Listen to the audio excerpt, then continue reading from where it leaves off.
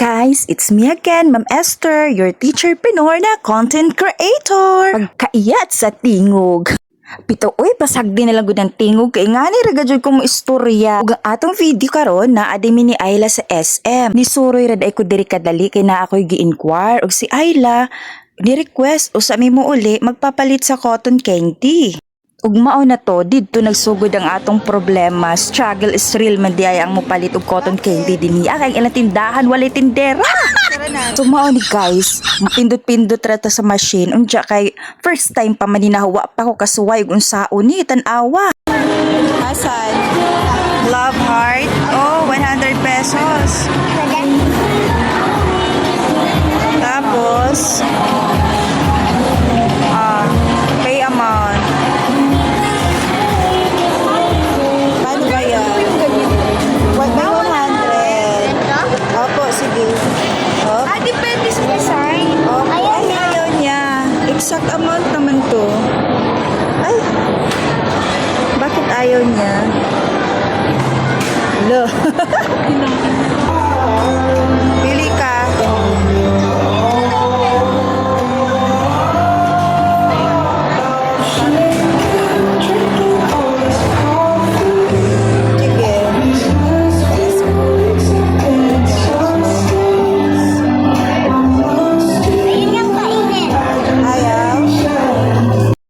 Ka problema ba din himo palit nga wa may tindera? Uy, unsaon naman na nga gisok-sok ang kwarta unja. Kaya naman tong gikaon, unja gibalik man pugluwa.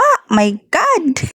Haray, makatanga-tanga sini ingani nga machine no. Kini laging taga bukid tawa matamaan og pindot-pindot. Moingon ra man taog mo palit ang paliton.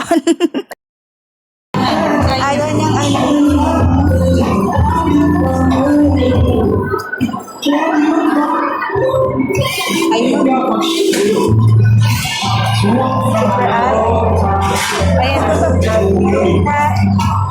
Halika.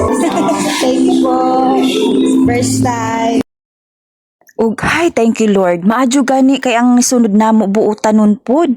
Gitudluan mi ay pinduton pa man dito balik para kanon ang 100 pesos para dili iluwa.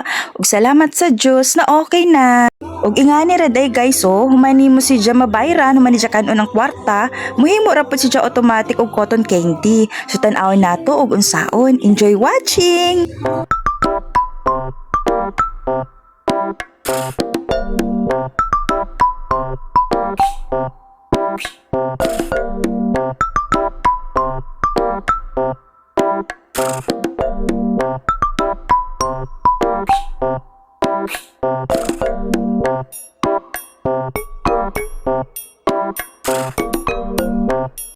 Di arag guys, wow, arang ka nice no, nahuman ra gad jud, tanawa o kada ko nga cotton candy.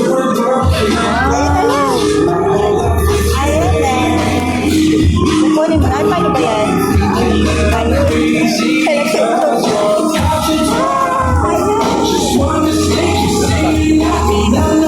Thank you po. Natawa ako. Lag. Natawa ako. Ug mao to guys ang istorya sa usa ka ignorante nga hingpalit og cotton candy nga wa magkadimao. So mara to guys. Bye. Thank you for watching. Lang. Happy.